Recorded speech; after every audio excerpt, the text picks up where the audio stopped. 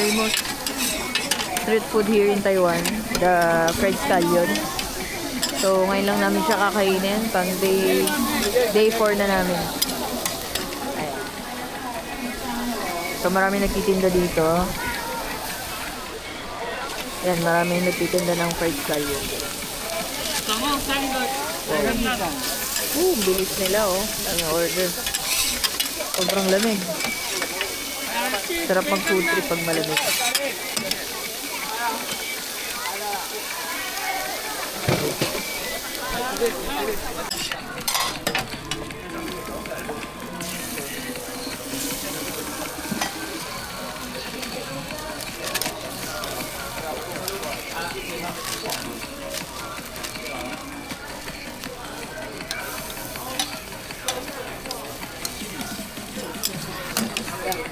Thank you.